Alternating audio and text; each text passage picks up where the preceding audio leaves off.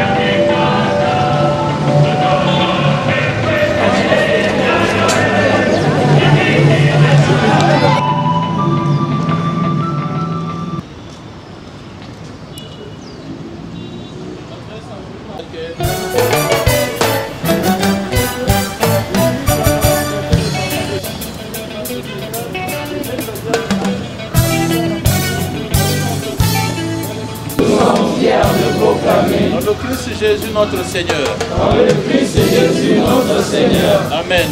Amen.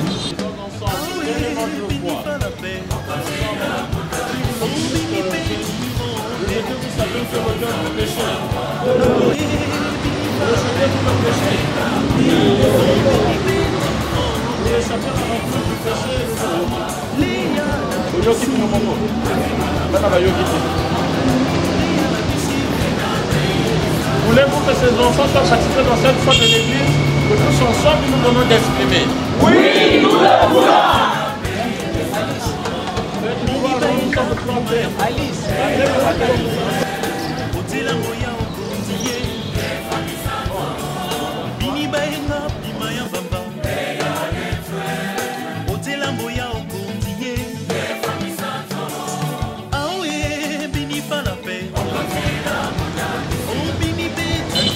Donc, pour faciliter le souvenir, les enfants vont venir en groupe de 3.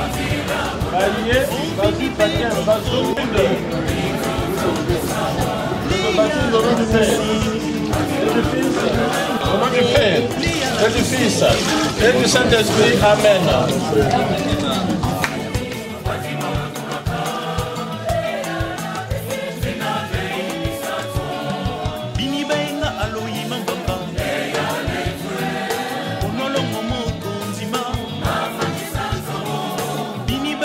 Le Dieu Tout-Puissant, Père de Jésus, le Christ, notre Seigneur, vous a libéré du péché, vous a fait renaître de l'eau de l'Esprit Saint.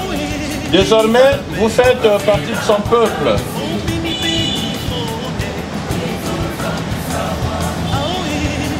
Vous êtes prophète et le roi. Je vous marque de l'huile du salut, afin que vous demeuriez dans le Christ pour la vie éternelle.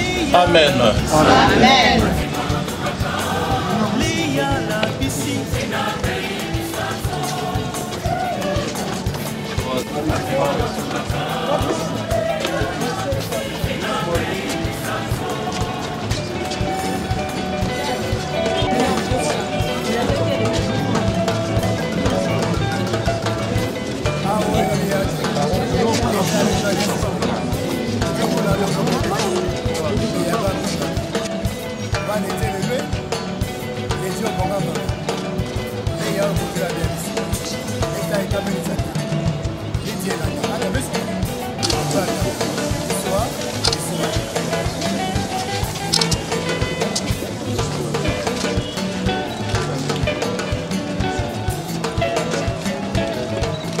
Que vos parents et vos amis vous aident par leur parole et leur exemple à garder intacte la dignité de fils de Dieu pour la vie éternelle.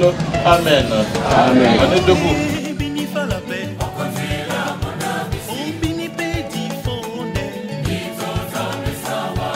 Tenez vos cierges à la main. Le cierge.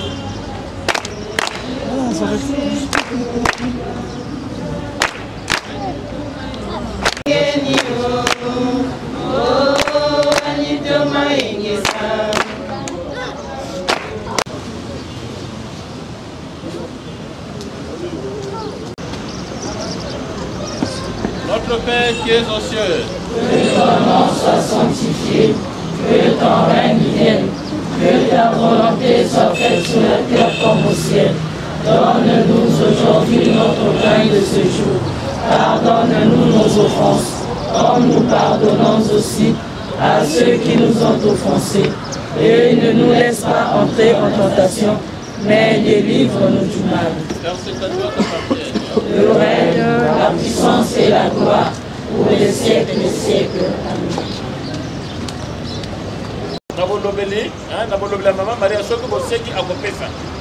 Soyez donc très fiers de cette maman. Chaque jour, dans la mesure du possible, pliez votre chapelet. Ce ne soit pas un simple monument, vous l'avez après le Bobosa. On s'entend?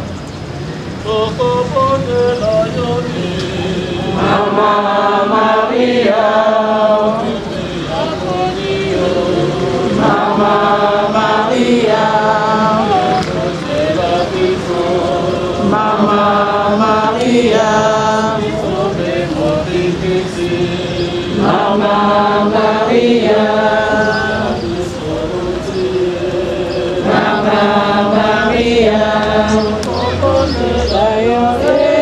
Mama Maria, Mama Maria, pleine de grâce, le Seigneur est avec vous. Vous êtes bénie entre toutes les femmes, et Jésus, le fruit de vos entrailles, est béni. Sainte Marie, Mère de Dieu, priez pour nous pauvres pécheurs, maintenant et à l'heure de notre mort. Amen. Le Seigneur soit avec vous. Et avec l'Esprit, Saint bénisse le Père, le Fils et le Saint-Esprit. Amen. Dans la paix du Christ, alléluia, alléluia.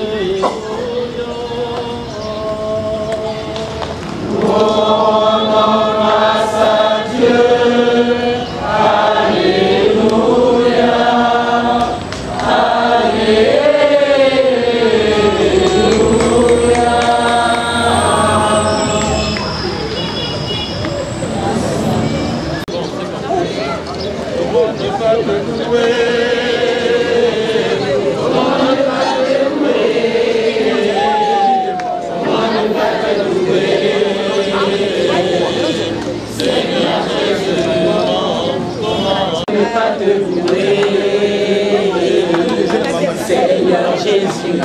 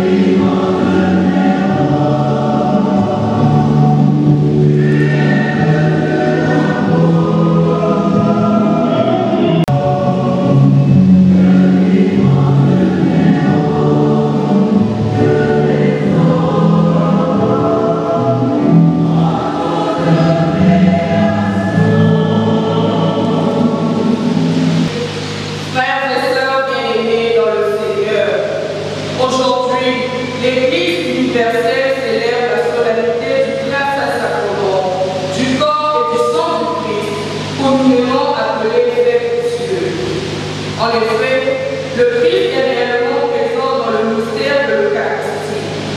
C'est lui-même qui a montré à son Église comment perpétuer le sacrifice qui sauve le monde. Au cours de cette célébration, 46 catéchumènes de la 3e année vont recevoir pour la première fois le corps et le sang du Christ. Par la même occasion, nous serons en union de prière et d'action de grâce avec l'abbé Joe Banou qui poursuit la série de ses messes et de misses suite à son ordination presbytérale le dimanche dernier, mais aussi pour les 45 ans de l'existence de l'archiconfrérie du Saint-Sacrement. Lumen Christi. Grâce à Dieu Tout-Puissant.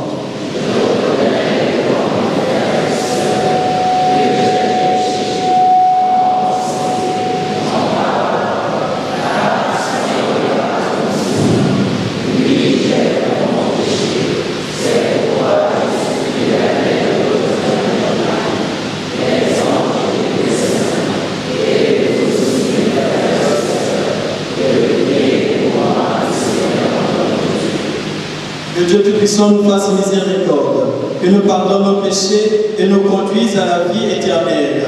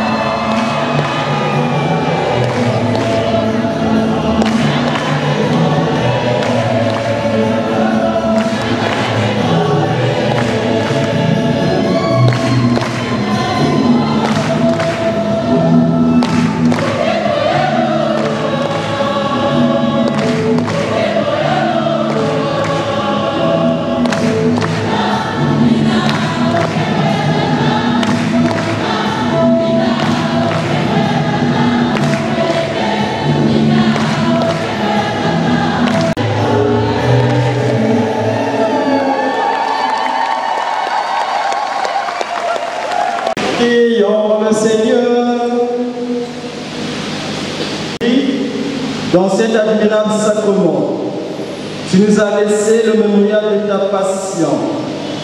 Donne-nous de vénérer avec une telle ferveur les saints mystères de ton corps et de ton sang, que nous puissions goûter sans cesse en nous le fruit de ta rédemption. Toi qui vis et règnes avec le Père, dans l'unité du Saint-Esprit, Dieu pour les siècles des siècles.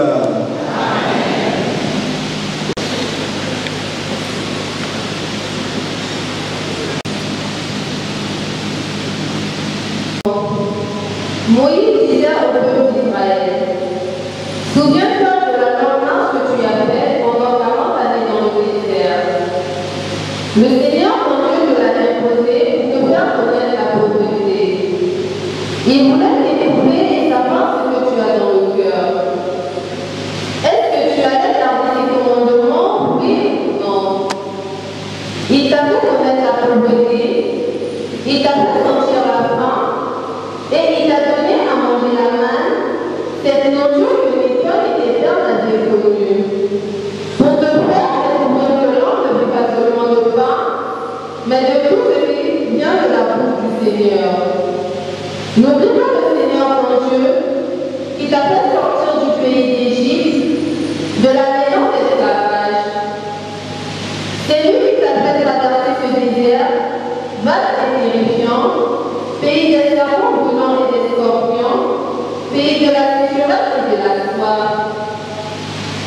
C'est lui qui, pour toi, a fait jaillir l'eau de la roche d'agriculture. C'est lui qui, dans le désert, t'a donné la main, cette nourriture et de tes pères. Parole du Seigneur.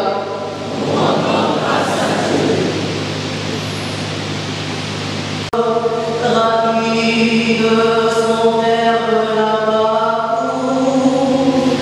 il révèle sa parole à Jacob, ses volontés et ses lois à Israël.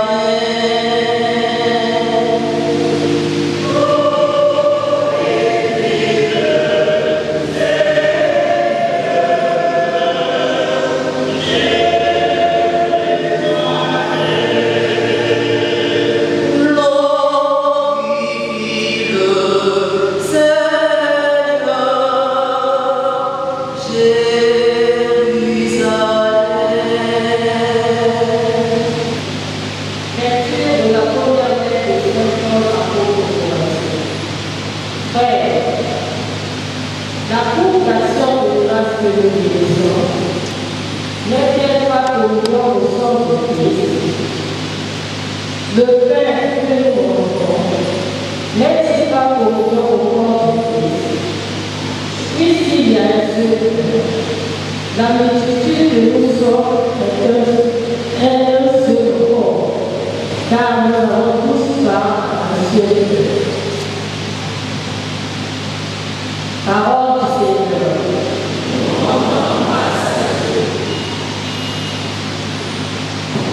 Mais le signe et l'alignement de l'unité entre les hommes, par la séquence, chantant un hymne au Saint-Sacrement.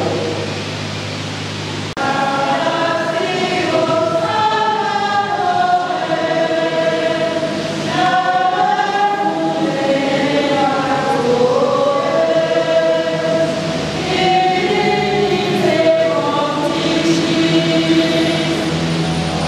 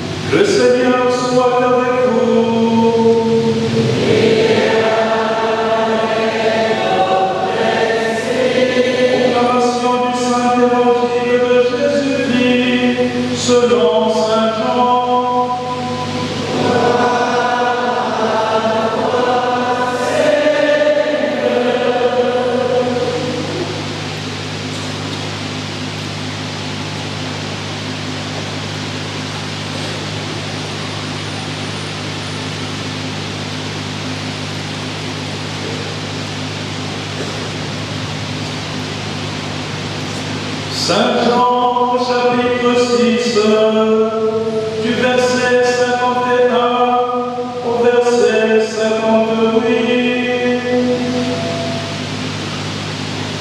Après avoir nourri la foule avec 7 pains de poisson, Jésus disait: Moi je suis le pain vivant qui est descendu du ciel. Si quelqu'un mange de ce pain, il vivra éternellement. Le pain que je donnerai, c'est ma chair, donnée pour que le monde ait la vie. Les Juifs discutaient entre eux: comment cet homme-là peut-il nous donner sa chair à manger? Jésus leur dit alors: Amen, amen, je vous le dis. Si vous ne mangez pas la chair du Fils de l'homme, et si vous ne buvez pas son sang, vous n'aurez pas la vie en vous. Celui qui mange ma chair et boit mon sang a la vie éternelle, et moi je le ressusciterai au dernier jour. En effet, ma chair est la vraie nourriture, et mon sang est la vraie boisson. Celui qui mange ma chair et boit mon sang demeure en moi, et moi je demeure en lui. De même que le Père qui est vivant m'a envoyé, et que moi je vis par le Père, de même aussi celui qui me mangera vivra par moi. Quel est le pain qui descend du ciel? Il n'est pas comme celui que vos pères ont mangé. Eux, ils sont morts. Celui qui mange ce pain vivra éternellement. Acclamons la parole de Dieu.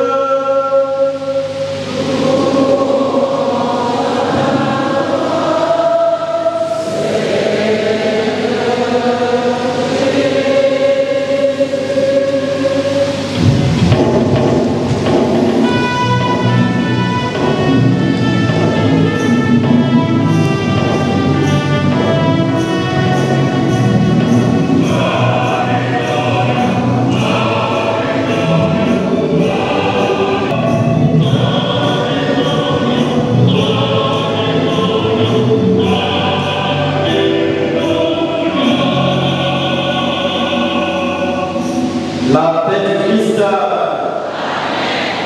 La paix du Christ.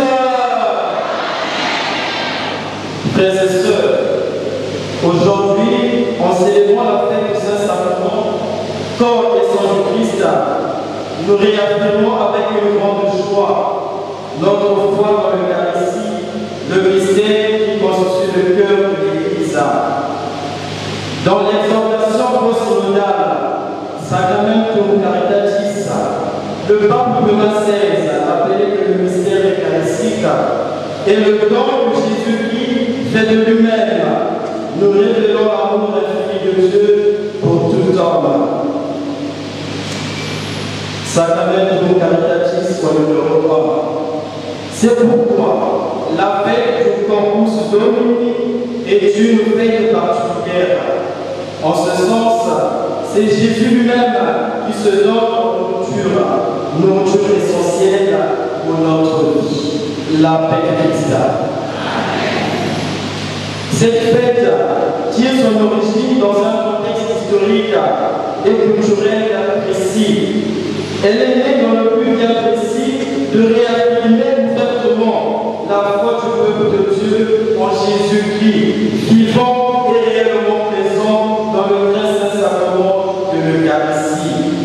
C'est une fête instituée pour adorer louer et rendre grâce publiquement au Seigneur qui, comme le souligne sa nouvelle caritatrice, continue de nous aimer jusqu'au bout, jusqu'au don de son corps et de son sang. C'est en cela que la première lecture nous interpelle. Souviens-toi, n'oublie pas le Seigneur ton Dieu. Souviens-toi des actions du Seigneur dans ta vie. Dieu t'a permis de surmonter toutes les difficultés. C'est lui qui t'a fait sortir du pays d'Égypte, de la maison de l'esclavage du péché. Tu étais esclave du mensonge. Tu étais esclave du vol. Tu étais esclave de la médisance. Voilà le Seigneur t'a fait sortir de ce péché. La paix de Christ. C'est lui qui t'a fait traverser ce désert vaste et terrifiant. Le désert peut être aujourd'hui la maladie, la souffrance, les moments difficiles que tu traverses. Le Seigneur t'a aidé à traverser cela avec lui, la paix de Christ. Le Seigneur t'a permis de surmonter et de traverser le pays de serpents brûlants et de scorpions. Aujourd'hui, ce pays brûlant et de scorpions, ce sont les difficultés, ce sont les différents combats spirituels et nocturnes, les envoûtements, les maris et les femmes de nuit que tu rencontres à chaque fois que tu dors. Pays de sécheresse et de la soif, ce sont les moments de galère. Tu n'as pas de travail, ou tu cherches encore du travail, tu n'as rien à manger et tu souffres. Le Seigneur te rassure aujourd'hui. Le Seigneur a fait jaillir l'eau de la roche la plus dure pour le peuple d'Israël. Il est capable aujourd'hui de le faire pour toi si tu crois en lui. La paix du Christ. Oui, le Seigneur n'a pas changé. Il est l'alpha, il est l'oméga. Ce qu'il a fait pour les enfants d'Israël, il est capable de le faire dans ta vie. Et il a déjà aussi fait dans ta vie. Mais parfois, nous sommes aveugles. Et nous voyons pas ce que le Seigneur réalise dans nos vies. Oui, frères et sœurs, ces difficultés et les différentes épreuves que nous avons vécues, où nous sommes en train de vivre, sont un lieu véritable de vérité. Vérité de notre pauvreté et vérité de la sollicitude constante de notre Dieu. En effet, sans ces interventions répétées dans notre vie, nous serons déjà à la messe des morsures des serpents et des scorpions, c'est-à-dire des attaques spirituelles. Et nous serons peut-être aussi déjà morts, mais le Seigneur, Dieu est toujours là. Il continue à intervenir pour nous protéger. Il continue à intervenir dans notre vie pour nous soutenir. La paix du Christ. Oui, comme je l'ai dit, malgré cela, très souvent, nous sommes ingrats.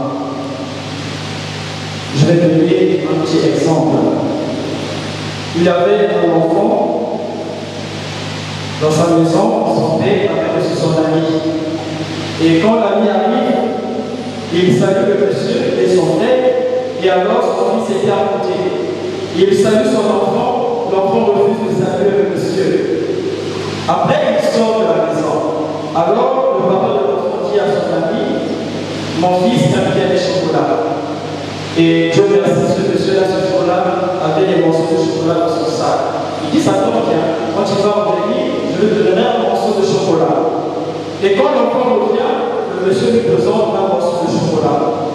Quand le petit voit le chocolat, il est tout content. Alors le monsieur lui dit, mais viens me saluer. Moi je suis arrivé, je t'ai salué, tu n'as pas voulu me rendre. Mais moi je te donne le chocolat. Alors le petit arrive, il prend le chocolat. Et le monsieur lui dit, mais assieds-toi à côté de moi, comme ça nous allons partager le chocolat ensemble. Le petit est tout triste. Et alors il a pris le chocolat et il est sorti. Oui, frères et sœurs, on s'approche au bien, mais on oublie très souvent le donateur. C'est un peu comme les racines d'un arbre. Aujourd'hui, on voit un arbre, on ne voit pas ses racines. N'empêche qu'il ne vit que grâce à ses racines. Il leur voit tout en quelque sorte. Imaginez un arbre qui dirait, je me sépare d'une racine. Elle m'empêche de me déplacer. Pire encore, elle m'empêche de voler. On devine la suite, c'est la mort de l'arbre. Au vrai sens du terme, l'avenir de l'arbre est dans ses racines. Oui, notre avenir est dans le Christ. C'est le Christ qui nous donne d'être forts. C'est le Christ qui nous donne de résister à Satan, la paix du Christ. Comme Moïse dit à son peuple dans la première lecture, souviens-toi, n'oublie pas. C'est comme s'il lui disait, ne te coupe pas de tes racines. Ton avenir est dans ta fidélité à tes racines. Si tu veux être encore debout demain, n'oublie pas aujourd'hui ce que tu es et grâce à qui tu es. Ce que nous sommes et ce que nous avons, c'est grâce à Jésus, la paix de Christ. Dans la deuxième lecture que nous avons écoutée, Saint Paul vise un problème précis. Et pour le comprendre, il faut situer ce passage dans son contexte. Dans la religion chrétienne, on ne pratique pas le sacrifice d'animaux. Mais la religion juive en pratiquait, et elle n'était pas la seule. Les autres religions en faisaient autant. Et dans toutes les religions, que ce soit la religion juive ou une autre, le sacrifice était souvent suivi d'un repas qui avait lieu dans le temple, même au cours duquel on mangeait l'animal sacrifié, dans l'intention d'entrer en communion avec la divinité. Et donc, parmi les chrétiens fraîchement convertis au christianisme, il y avait des gens qui, jusqu'à leur conversion, avaient participé au sacrifice d'animaux de la religion grecque et au repas qui suivait ces cérémonies. Il semble donc, d'après le contexte de notre lettre, que certains d'entre eux avaient encore la tentation de continuer à participer à ces repas dans le temple des idoles. L'apôtre est ferme. Il faut choisir ou entrer en communion avec le Dieu vivant ou rechercher une autre communion. Il n'est pas question, dit-il, de participer à la fois à la table du Seigneur et à celle des idoles. Frères et sœurs, nous sommes nombreux aujourd'hui à avoir choisi Christ et qui avons du mal à nous débarrasser de nos picocots, de nos fétiches. Nous sommes nombreux aujourd'hui. Il y a un chant que nous chantons très souvent aux Alacantins et Élimés. Nous le connaissons très bien. Et aujourd'hui, nous voyons beaucoup de jeunes filles, excusez-moi, beaucoup de jeunes filles vont à la corniche, à la recherche du miroir. Vous êtes là les filles, vous savez de quoi je parle. La paix de Christ. En fait, le syncrétisme religieux, comme les chrétiens, la coupe d'action que nous bénissons et la coupe de communion au sang du Christ, le pain que nous mangeons est communion au corps du Christ. Le mot communion que Paul emploie ici, koinonia, évoque un lien d'amitié, d'appartenance, une solidarité conforme. Et en latin, communio, qui signifie uni avec, faire union, faire alliance. C'est le terme que Jésus a utilisé le soir du jeudi saint.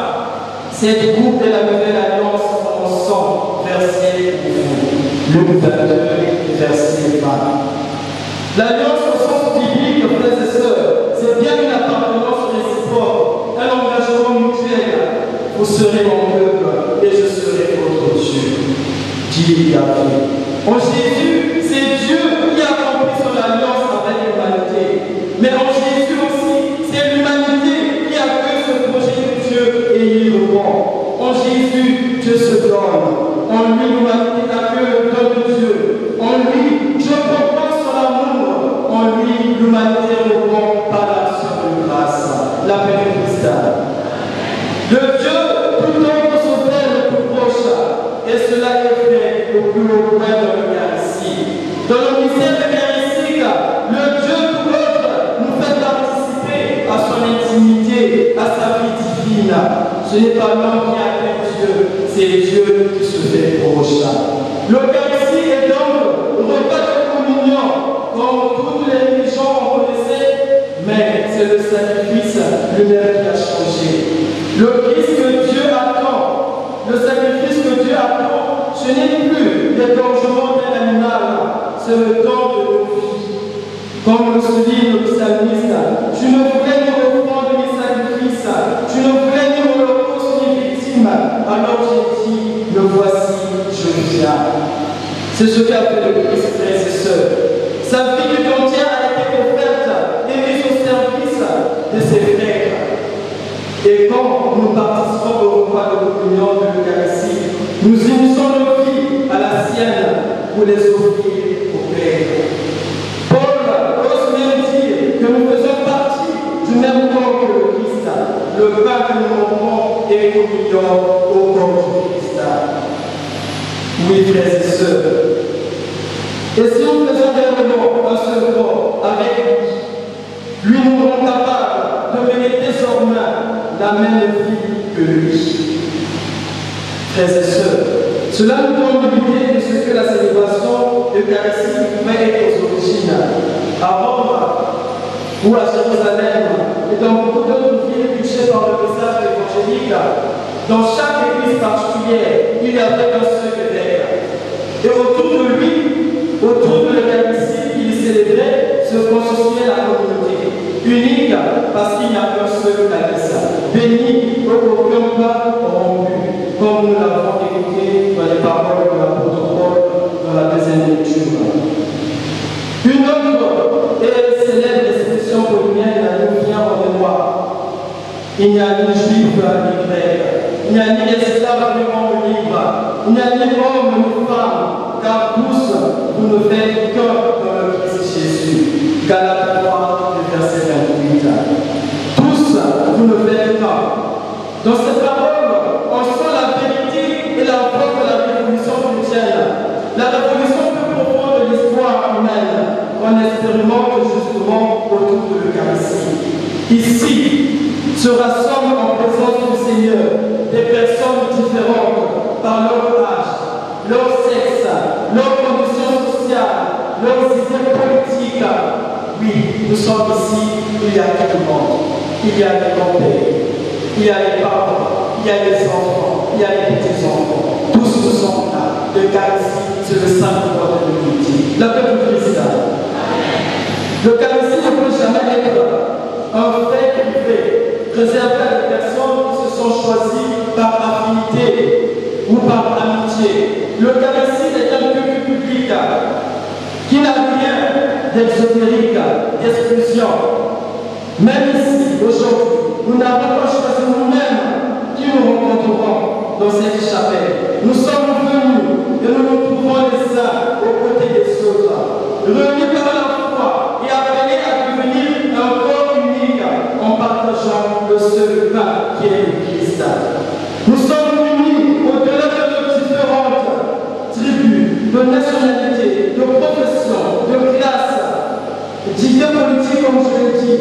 Nous nous ouvrons les uns aux autres pour devenir à partir de lui. Et cela depuis les origines. A été une caractéristique du christianisme réalisée de manière visible autour de l'Eucharistie. Et il faut toujours être attentif afin que les tentations récurrentes de particularisme, du tribalisme, même si elles sont de bonne foi, n'aillent pas le faire dans un sens contraire. Le corpus réuni nous rappelle donc avant tout ceci. Quel chrétien veut dire se réunir de partout pour être en présence de lui, Seigneur, et devenir avec lui et en lui? La paix de Christ. Dans l'évangile, le mot qui revient le plus souvent dans ce texte, c'est la vie. Le pain que je donnerai, c'est ma chair, donnée pour que le monde ait la vie. La lettre aux Hébreux le dit très bien. On entend dans le monde le Christ dit, voici je suis venu faire ta volonté. Et la volonté de Dieu, on le sait, c'est que le monde ait la vie. Et la vie en abondance. Une vie qui est cadeau. Personne n'a mérité de se réveiller ce matin. C'est le Seigneur qui nous a fait grâce. Oui, notre vie est un don du Seigneur. Le pain que je donnerai, c'est ma vie. Et ce qui nous fait vivre, c'est évidemment ce don du Christ, son sacrifice.